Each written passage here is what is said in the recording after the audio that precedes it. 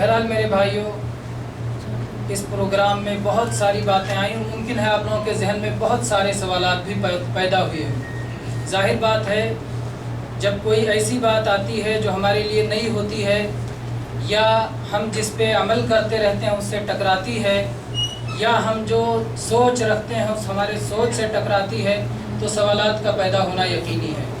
और सवाल व जवाब का सेशन या सवाल व जवाब का वक्फ़ा हमारे प्रोग्राम में होता है, लेकिन चूँकि आज थोड़ा सा वक्त तवील हो गया, तवील तो नहीं हुआ, 11 बजे तक ही होता है, लेकिन अगर सवालों के जवाब देने का प्रोग्राम भी शुरू किया जाए तो मेरे ख्याल से आधा घंटा बढ़ा देने के बाद भी नाकाफ़ी होगा।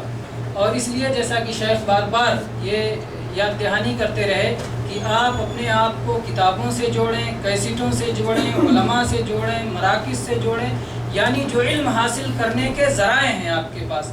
आज कोई एक ज़रिया नहीं है, मुख्तलिफ़ ज़राए हैं, तो उन सारे ज़राए से अपने आप को मरबूत रखें, अपने आप को वाबस्ता रखें, अपने आप को जोड़ के रखें। उसकी वजह से आपके इश्कालात और आपके ये तसव्वुरात और आपके ये सवालात, आने वाले सवालात, उठने वाले सवालात आपके इंशाअल्लाह हल होते रहेंगे।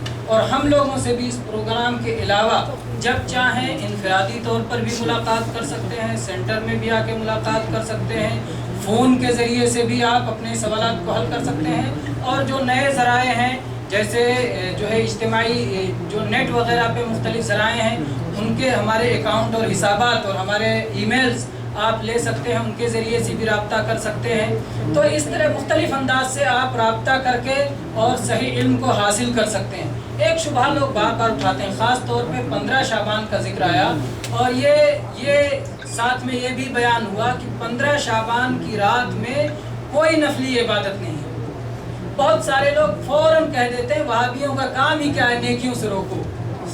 हाँ, वहाबियों का काम ही क्या है, अरे नमाज पढ़ने से रोकते हैं, कुरान पढ़ने से रोकते हैं, है ना।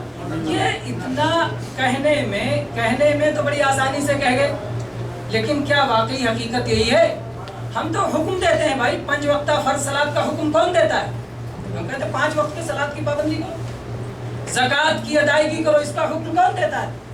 रमज़ान का सौम रखो, इसका हुक्म कौन देता है? इसकी तरफ दावत कौन देता है?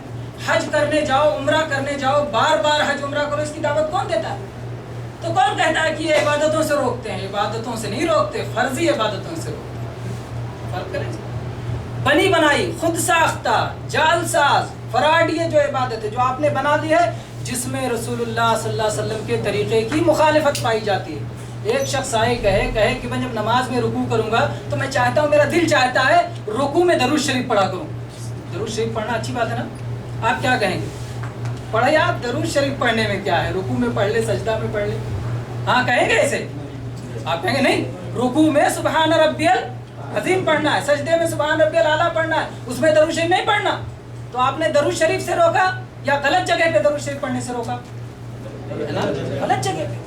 तो ऐसे ही गलत जगह पे, गलत वक्त पे, गलत तौर पे अपनी तरफ से बना के इबादत जो की जाएगी उससे रोका जाता है। आम तौर पर जो साल भर फर्ज नहीं पढ़ते, चाहते एक रात में सब अदा हो जाए, है ना।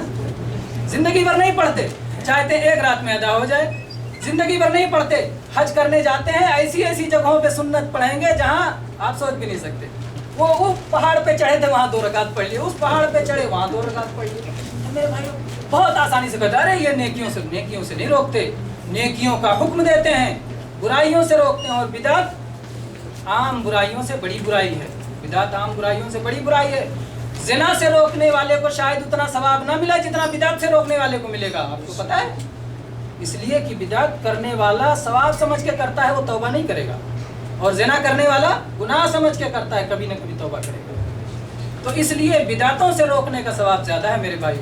तो इस तरह से ऐसे सारे शुबहात आते हैं जिनका जवाब हमें कभी समझ में नहीं आता, लेकिन जब हम उलमा के साथ उठते बैठते हैं, उलमा की मजलिसों में, या उनकी कैसेटें सुनते हैं, या उनके बयानात सुनते हैं, या खुद जाके उनसे सवालात करते हैं, तो मसाइल बहुत आसानी से हल हो जाते हैं। तो इसलिए मेरे भाइयों, अपना शुबहा अपने दिल में लेके ना बैठें प्लीज़। अपने दिल को इस पंच की तरह ना बनाएं कि जो कतरा गिरा उसके अंदर चला गया ना। अपने दिल को शीशे की तरह साफ, कि शीशे पे एक बाल भी पड़ा तो पता चल जाए कि ये बाल आ गया है। तो सुन्नत के खिलाफ कोई बिदअत आए, आपका दिल पहचान ले, अरे ये तो बिदअत है, अरे ये तो नबी सल्लल्लाहु अलैहि वसल्लम के तरीके के खिलाफ है, تو ایسے اپنے دل کو بنانا چاہیے، شیشے کی طرح صاف اور مضبوط بھی شیشہ کسی سے نہیں کٹتا، ٹوٹ جائے گا لیکن کٹے گا نہیں، وہ کس سے کٹتا ہے؟ ہیرا سے کٹتا ہے۔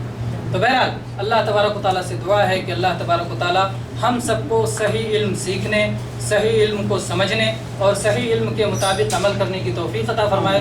رسول اللہ صلی اللہ علیہ وسلم کے نقش قدم کو، آپ کے اسوہ حسنہ کو مضبوطی کے ساتھ پکڑنے اور آخری سانس تک اس سنت پر ہمیں ثابت قدم رکھے اور ایمان ہی پر اللہ تبارک و تعالیٰ ہمیں وفات دے، اور مرنے کے بعد اللہ تبارک و تعالیٰ ہم سے راضی ہو جائے، اور ہر طرح کی رسوائی سے، آخرت کی رسوائی سے، جو سب سے بڑی رسوائی ہے، اس سے اللہ ہماری حفاظت فرمائے۔